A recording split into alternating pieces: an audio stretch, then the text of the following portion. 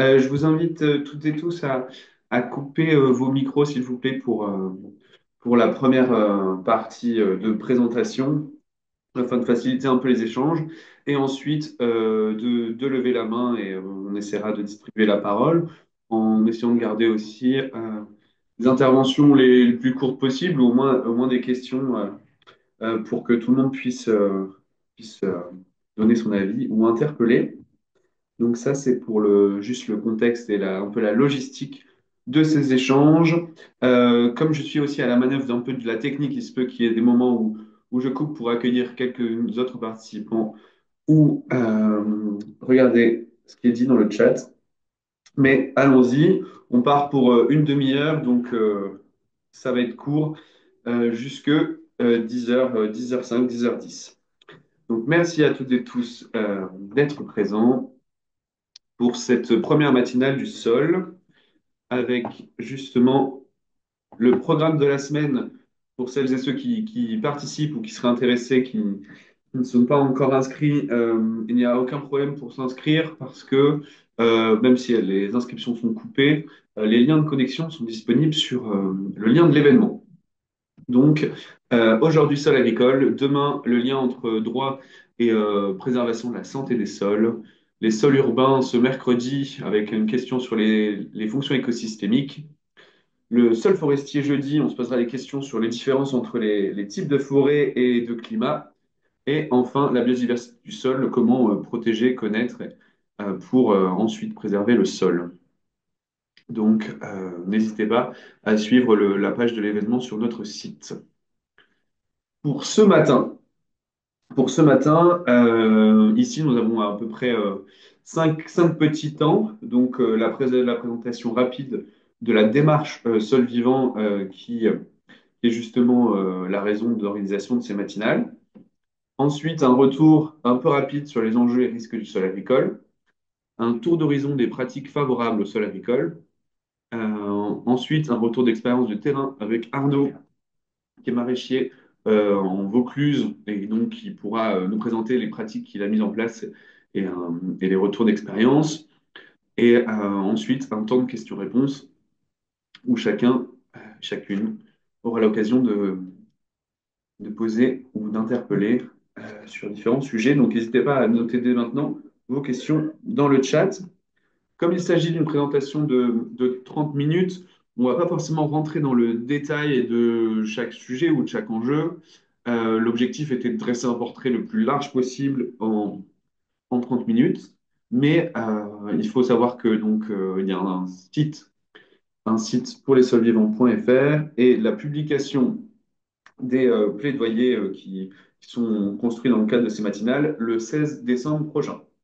Donc, si vous n'avez pas eu assez d'informations aujourd'hui, ne vous inquiétez pas, il y en aura plus au courant du mois de décembre. Donc, le contexte de ces matinales est le projet Sol Vivant, qui est un projet d'envergure régionale ici en région PACA. Je sais qu'on a des participants d'autres régions, donc voilà, bienvenue. Donc, ce projet est supporté par l'ADEME régional pour 3 ans, avec un objectif de mise en dialogue de différents acteurs, et c'est l'objectif de ces matinales aujourd'hui, mais aussi de proposer des contenus pédagogiques nouveaux pour former différents types de publics avec différents types d'expertise au sujet des sols. Et donc, ici, ce matin, l'enjeu du sol agricole ou des sols agricoles, c'est ce qu'on va découvrir.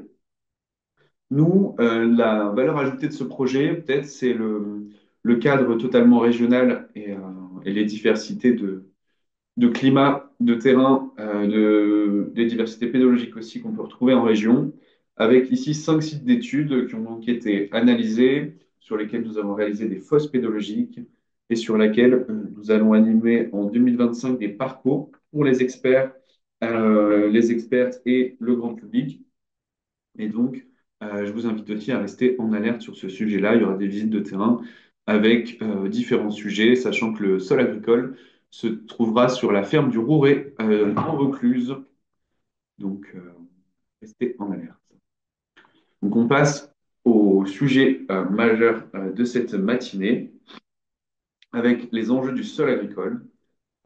Parce que ici, qui nous interpelle le plus, ça reste quand même aussi l'enjeu que les sols agricoles ne sont pas des sols naturels, donc leur situation actuelle est également le fait d'une construction millénaire ou centenaire dans certains espaces, des surfaces arables avec justement un défrichement, un dérochement, des pierrages, drainage, irrigation, qui a évidemment modifié la structure, la composition chimique des sols et aussi leur fertilité dans certains cas.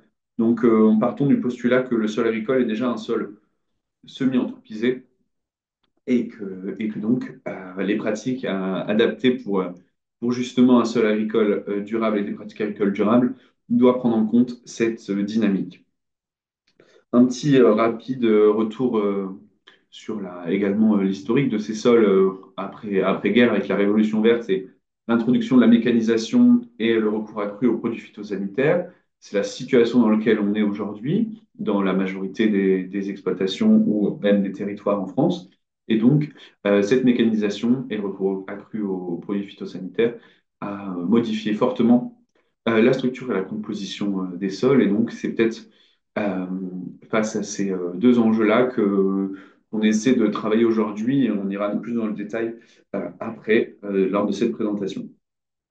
Il faut savoir quand même que la fertilité des sols agricoles a toujours été maintenue par l'apport de matière organique régulier et un travail du sol, justement à la charrue ou manuel. Et que donc c'est sur ce diptyque que apport en matière organique et travail du sol que c'est toujours construit l'agriculture. Mais la mécanisation et le recours accru aux produits phytosanitaires est venu perturber encore plus profondément cette structure du sol, avec notamment l'impact des pesticides sur un grand corpus d'espèces du sol qui sont nécessaires aussi à un maintien de la structure du sol et à de sa fertilité. Donc, on part du postulat dans cette présentation et on ne va pas forcément plus aller dans le détail, mais que les pratiques agricoles peuvent avoir un impact sur la fertilité des sols et leur fonction écosystémique, ainsi que sur la production de biomasse. Donc, on va se concentrer aujourd'hui dans la suite de cette présentation plutôt sur des exemples de bonnes pratiques et un retour d'expérience avec Arnaud juste après.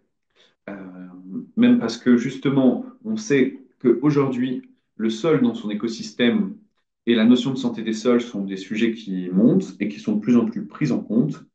On comprend aujourd'hui les sols agricoles comme un écosystème, donc une communauté d'êtres vivants qui est en interaction avec son environnement non vivant.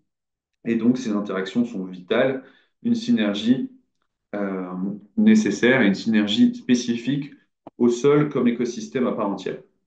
Donc ici, la qualité environnementale et l'aptitude du sol à se régénérer, ainsi que la santé du sol, sont des sujets qui doivent être de plus en plus pris en compte. Et c'est à partir de ce postulat général qu'on discutera aujourd'hui. Cependant, il faut aussi se mettre en parallèle les menaces qui pèsent sur les sols agricoles, non pas uniquement sur leur fertilité, mais aussi disons, une vision plus systémique de ce sujet-là, avec ici les enjeux de l'artificialisation des produits phytosanitaires que j'évoquais avant, l'érosion des sols, éoliennes ou pluviales, le tassement et la structure et la salinisation. L'objectif de cette slide n'est pas d'être exhaustive, euh, mais plutôt juste synthétique sur une diversité de menaces, sachant que la, celle que nous on considère dans le mouvement associatif environnemental comme une des plus dangereuses reste aussi l'artificialisation des sols agricoles. Il faut savoir qu'en France, on a à peu près 45% de la surface du territoire qui est couverte par des sols agricoles, pas forcément surface agricole utile, et c'est seulement de 20% en PACA, donc leur préservation est aussi un enjeu d'autonomie alimentaire et de sécurité alimentaire. Et je pense que les problématiques actuelles liées aux mobilisations du mouvement agricole, même s'il y a de multiples raisons, l'enjeu aussi d'accès à la terre et donc de maintien de surface agricole pour toutes et tous est un enjeu aussi d'autonomie alimentaire. Donc ici, on se posera quand même la question de l'expansion urbaine et des impacts que ça a sur les sols agricoles. Ensuite, les produits phytosanitaires et l'appauvrissement du sol sont assez connus. L'érosion des sols, qui est extrêmement euh, importante suite aux épisodes méditerranéens qu'on peut avoir en région, notamment sur la Provence. Et donc, ici, on essaiera aussi de comprendre quelles peuvent être les solutions face à cette érosion des sols. La salinisation, qui recouvre près de 8% des terres agricoles mondiales. Alors, les enjeux de salinisation ne sont pas exactement les mêmes, le processus de salinisation n'est pas le même en région PACA, mais la remontée du biseau salé et la hausse du niveau de la mer et des épisodes climatiques forts peut engendrer sur la Camargue ou sur une partie du Var une remontée du biseau salé qui a un impact sur la production agricole. Et donc, ensuite, le tassement et la structure.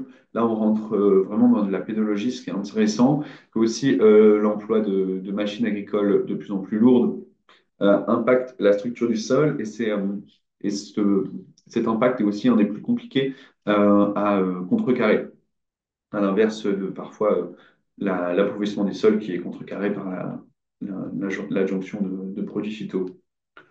Donc, les changements de pratiques agricoles sont un peu à l'horizon. Elles existent depuis longtemps et la recherche est extrêmement aboutie sur ce sujet-là. Mais on sait qu'elles ne représentent pas, cependant, la majorité des exploitations ou des hectares cultivés. Et on observe, et c'est ce qui est fait au niveau européen, et on l'a avec la nouvelle directive européenne sur la restauration des sols, que la baisse du taux de matière organique dans les sols est extrêmement importante dans toute l'Europe et ça pose des questions aussi de résilience de ces espaces face au changement climatique. Donc, on aurait pu évoquer aussi la qualité nutritive des aliments et le choix des essences et les enjeux de fertilité des sols, mais on l'aura plus détaillé dans le plaidoyer que je vous évoquais plus après. Je voulais rentrer maintenant dans notre petit cadre d'évaluation on a construit un petit peu pour cet échange de ce matin et pour le plaidoyer qui va sortir. Donc, c'était pour essayer d'avoir un rapide tour d'horizon de quelques pratiques agricoles, culturelles qui existent en PACA, sur lesquelles on a des petits retours d'expérience et qui ont un impact sur la santé des sols ou sur les fonctions écosystémiques qu'ils rendent. Donc, avec cinq critères, le type de pratique, le lieu d'expérimentation, le type de production, la facilité de mise en œuvre et l'impact pour les sols. Et je voulais commencer avec l'exemple 1, qui est un des plus emblématiques de la région PACA, la production de lavandin.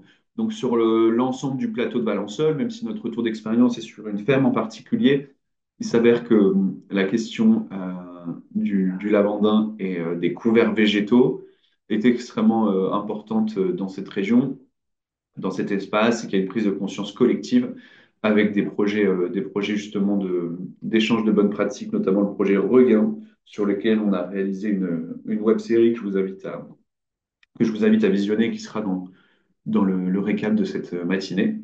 Donc le lavandin, qui est une production très impactante pour les sols parce que déjà, elle est sur des sols relativement pauvres historiquement, très sujets à l'érosion et érosion éolienne et aussi en cas de fortes pluies, sur un plateau justement très peu irrigué avec très peu d'accès à l'eau. Et donc, on est sur une pratique qui historiquement laissait le sol à nu entre les bandes et aussi utilisation importante de produits phytosanitaires et de pesticides. Un des objectifs majeurs de cette pratique, c'est donc le couvert végétal interbande, qui permet à la fois de limiter l'érosion du sol dans ces bandes, d'améliorer la vie pédologique dans les bandes et aussi dans l'interbande, en augmentant de facto la fertilité.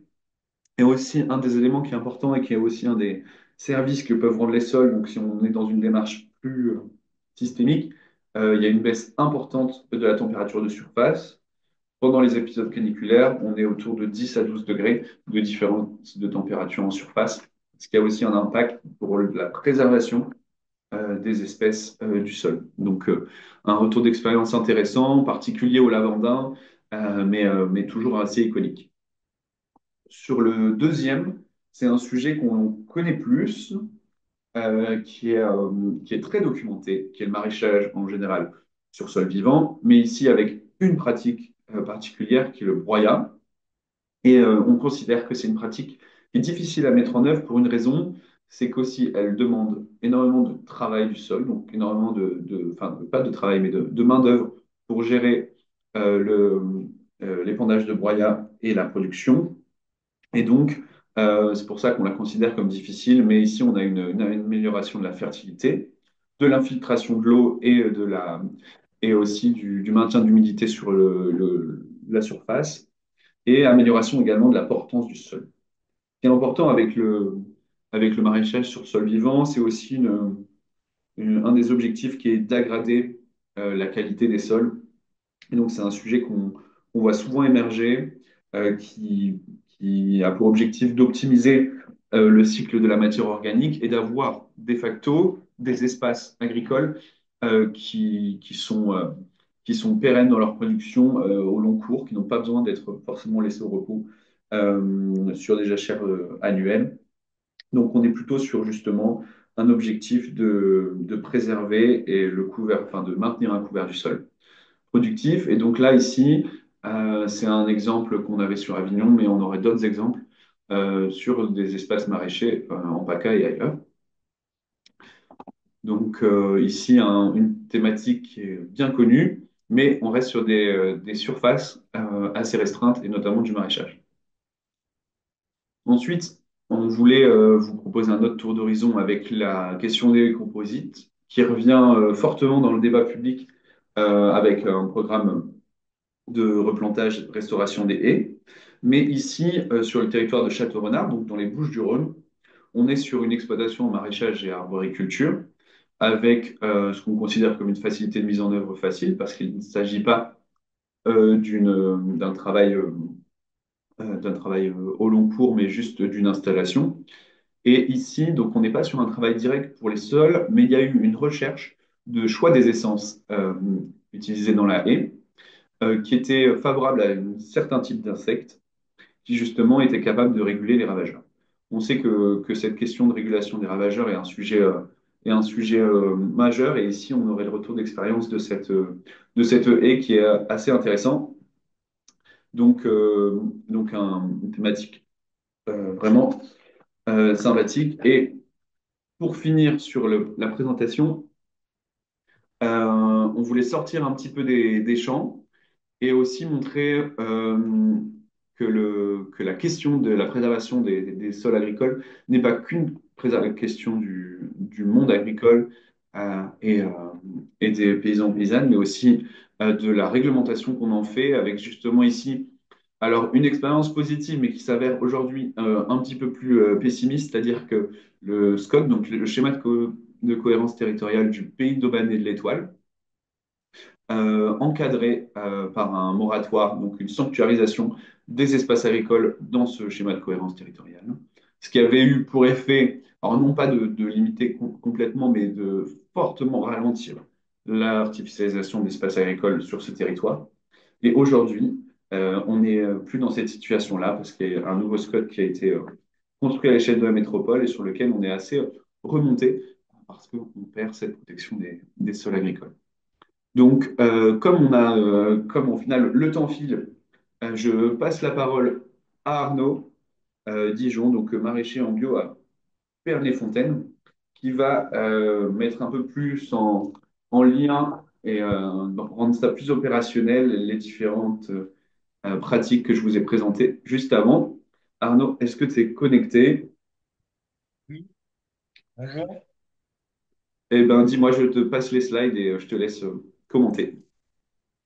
Alors oui, bonjour, moi je suis Arnaud Dijon. Déjà une petite présentation. Je suis maraîcher bio depuis 2010. Je me suis installé sur Pernes-les-Fontaines, les Valayans.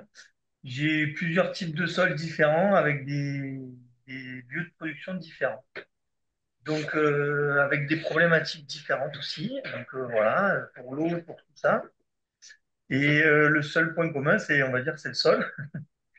Donc, moi, j'essaye depuis 4-5 ans, j'ai essayé sur un terrain d'apporter du broyat, justement. Donc, on en a parlé des problématiques de culture derrière, pour essayer de faire revenir un peu ben, la vie dans le sol. Alors, c'est facile à dire et c'est plus difficile à faire parce que on fait revenir, on voit de l'activité biologique, mais on ne sait pas qui elle est parce qu'on n'a pas tous les outils pour aller voir. Donc, on fait des tests bêches. Voilà, là, tu passes un peu vite tes slides. Donc, du coup, j'essaye de mettre en place des engrais verts pour garder les sols le couverts de la matière plus ou moins ligneuse, parce que ça dépend à quel stade on broie l'engrais vert, pour ramener du carbone dans les sols, pour pas ramener que de l'engrais organique avec de champ. Il y a aussi voilà, des bases plus azotées. Donc, j'essaye de mélanger les pratiques du broyat, des engrais verts, pour améliorer justement cette activité du sol. Et pour essayer, tu parlais de tassement de sol, pour essayer que justement la biologie ben, me détasse le sol par l'activité physique ben, des vers de terre, par exemple, l'activité des champignons qui agglomèrent les- merde, comment on dit ça? Pardon. Les, qui structurent en fait, qui structurent le sol pour, pour pouvoir faire de l'aération dans le sol. Parce que, euh, donc, quand il y a moins d'oxygène dans la terre et moins d'oxygène pour la vie qui en a besoin. Donc voilà, alors je suis en maraîchage. Ce qui est à peu près pratique, c'est que normalement les terres sont irriguées. Donc c'est assez facile, on va dire, d'implanter des couverts à n'importe quel moment de l'année, puisqu'on a accès à l'eau. Donc là, voilà, vous voyez qu'il y a la rampe d'aspersion. J'ai fait un semis à la volée. On essaye de gagner du temps parce qu'il faut toujours avoir une option de rentabilité parce qu'on est des sociétés commerciales. Enfin, on vend des légumes, quoi. On ne vend pas du travail, enfin, du non-travail. On va essayer de la grader, mais c'est pas rentable de le faire enfin, le temps qu'on y passe. Et après, c'est le rendu qu'on a sur les légumes. C'est du long terme. C'est ça qu'il faut se dire. Parce que c'est pas en une journée qu'on arrive à grader nos sols. C'est sur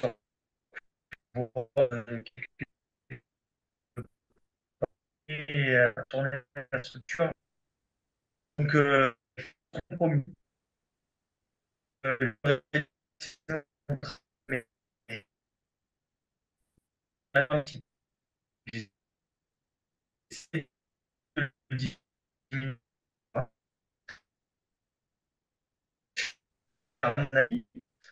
pour voir un peu comment ça se passe dans le sol vraiment.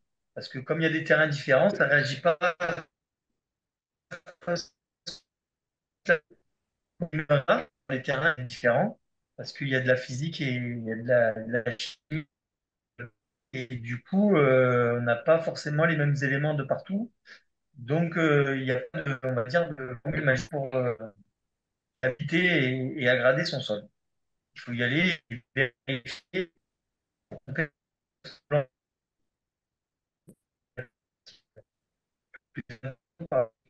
Voilà. C'est pas si- si- Et aussi, moi, parce que Alors, Arnaud, je reprends un peu la main parce que alors, j'ai des petits problèmes de connexion avec mon son. Je ne sais pas si c'est pareil pour tout le donc, monde. du coup, je me suis dit que Ouais. de faire un trou, ben, ça a un peu drainé. Vas-y. Ah,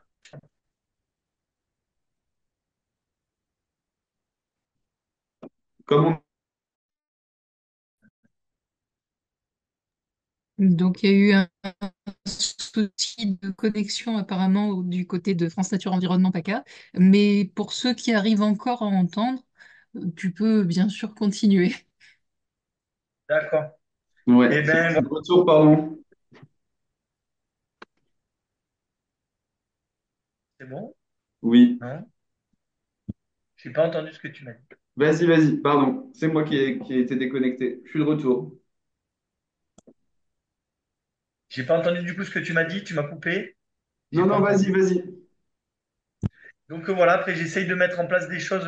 Donc du coup, une mare, c'était aussi pour pour l'eau, parce que c'est cultivé sur des anciens marais.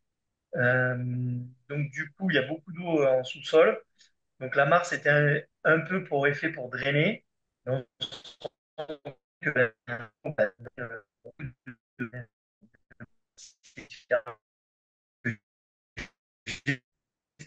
la météo, juste à côté.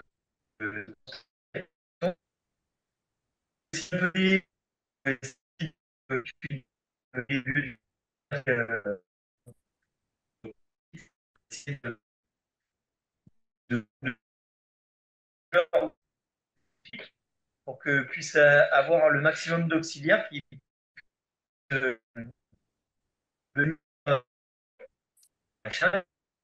euh, voilà. Et puis au niveau du sol, j'essaye voilà, d'apporter du broyat, beaucoup de matière organique fraîche ou un peu ligneuse pour augmenter mon taux de matière organique dans le sol, parce que ça fait une structure qui est beaucoup mieux, où ça retient l'eau, c'est plus aéré, les racines se développent plus rapidement, parce qu'il y a des espaces, il y a des cavités, dues à la vie qui revient dans les sols. Et après, je suis pas encore au niveau de réduire les maladies sur mes cultures, parce que j'en ai toujours un peu, mais je vois ça va mieux. Après, c'est pas enfin, toujours en fertilisation organique pour justement bien revenir à l'équilibre. Et ça qui est dur à jauger entre le broyat qui va demander beaucoup d'énergie pour sa décomposition dans le sol. Donc l'énergie, on va dire, c'est sous forme azotée. Donc moi, d'arriver à en ramener pour que mes cultures, ça rentre pas en compétition et que je continue d'aggrader le sol et que mes cultures continuent de pousser du mieux possible. On met en place des choses. Voilà. Du coup, là, c'est l'état de broyat. Et je me suis livré vers les de communes qui sont voisines pour, pour mettre dans mon sol. Oui, rotation de culture, mais ça, en agriculture biologique, on est obligé enfin, on est obligé. Dans le cahier des charges, oui, c'est élémentaire de faire des rotations. Et bien sûr, on essaie de varier un maximum parce que toutes les plantes n'ont pas le même système racinaire. Et donc, du coup, on essaye de varier les systèmes racinaires pour essayer d'améliorer son sol et de culture. Bah, merci Arnaud. Merci Arnaud. Alors je reprends un peu la main, mais je te fais part des questions dans le chat. Comme ça, on a un peu en interaction avec les participants et participantes. Donc, désolé hein, de la problème de connexion ici. On me demandait est-ce qu'il n'y aurait pas une menace qu'on aurait oubliée qui est celle de la pollution au plastique agricole, notamment les microplastiques dans la décomposition de certaines bâches. Et aussi, sur ton exploitation, tu as quel type d'irrigation? C'est du sous-pression? Alors, l'irrigation. L'irrigation, j'ai du canal sous pression, j'ai des forages et j'ai pompage en eau de surface. Voilà, j'ai un peu tout selon les terrains. C'est parce que tout n'est pas au même endroit. Voilà, ça c'est pour l'irrigation. Donc oui, après ça met sous pression parce que j'ai des asperseurs ou du goutte à goutte. Pour les plastiques, ça c'est un bon complexité, surtout en bio, parce que d'avoir par la couverture et l'occultation un effet désherbant pour les adventices. Donc du coup, c'est comment réduire son utilisation du plastique tout en protégeant son sol et en faisant pousser ses légumes. Donc c'est là, il faut trouver le bon équilibre. Parce que le broyat ou les paillages, eh ben, ça a un effet d'isolation aussi thermique pour les sols. Donc les sols se réchauffent beaucoup plus lentement au printemps, là où on va avoir de la précocité. Donc c'est là où il faut trouver l'équilibre pour les éliminer. C'est ce que j'essaie de faire. Mais c'est pas évident. Le désherbant du plastique est très important. Ok. Et peut-être une dernière question que je partage, vous n'hésitez pas hein, dans le chat, on les notera et on essaiera de répondre aussi. Donc, il y avait une question, donc, qu'est-ce que tu fais par rapport au soleil et ou est-ce que tu as un couvert particulier, un ombrage ou autre? Soleil. Oui. Euh, non, le soleil, j'essaie qu'il aille sur mes plantes pour les faire pousser. Euh, après, d'ombrage, non, pas forcément.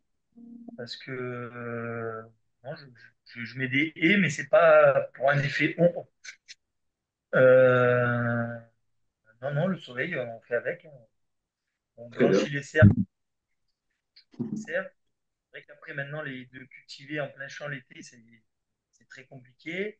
Je mets des filets anti-insectes qui ombrent, mais c'est plutôt pour les insectes et les. Ils m'attaquent pas mes cultures, surtout les crucifères, les choux. Mais non, non, je le rafraîchis et j'essaye de maintenir le sol frais et les plantes et de planter les plantes adaptées qui supportent les conditions de soleil. Mais le soleil, on en a besoin pour faire pousser les plantes, forcément. Non, bien sûr.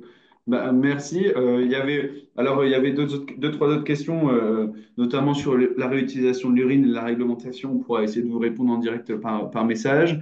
Ensuite, sur les résultats attendus du projet par l'ADEME, eh bien, c'est la mise en relation sur les différents sujets. Aujourd'hui, c'était l'agricole, mais demain, on est sur le juridique et donc on échange avec des professeurs d'université de droit ou encore sur la biodiversité, donc pour reconnaître certaines espèces. Et tout au long de la semaine, c'est cet objectif voilà, de créer un peu des passerelles, nous, à notre niveau, entre deux mondes qui ne se parlent pas forcément. C'est un peu notre rôle dans le projet, de faire ça. Et aussi, surtout, de faire de la présentation et de l'information du grand public par des parcours. Donc, c'est un peu le sujet de cette semaine. Donc, comme on en part que pour une demi-heure, je suis obligé déjà de clôturer. Mais comme je vous disais, la boîte, la boîte mail solvivant@fnepaca.fr est disponible pour toute question. Je pourrais essayer de relayer à Arnaud et on publie donc le dossier complet des plaidoyers le 16 décembre prochain. Vous serez, comme vous êtes inscrit à ce webinaire, vous recevrez un email d'information. En attendant, vous pouvez toujours visiter le site poussesolvivant.fr qui est présenté juste là. Et pour celles et ceux qui veulent aller un peu sur le terrain, on lance le Printemps des sols en avril. Donc, c'est des visites sur les 5 espaces que je vous avais dit, qui sont sur le sol et le droit, le sol urbain et les sols agricoles. Donc, ça se passera à la ferme du Rouret, mais il y a aussi d'autres événements comme De ferme en ferme, qui est animé par partenaire Luciva, mais auquel Arnaud participe. Et donc, c'est des tonnes de manifestations de ce type qui sont toujours intéressantes pour vraiment aller sur le terrain et dialoguer en direct. Nous, on testait ce petit nouvel outil des matinales aujourd'hui, donc j'espère que ça vous a plu. Il y aura un enregistrement et donc à bientôt. Merci.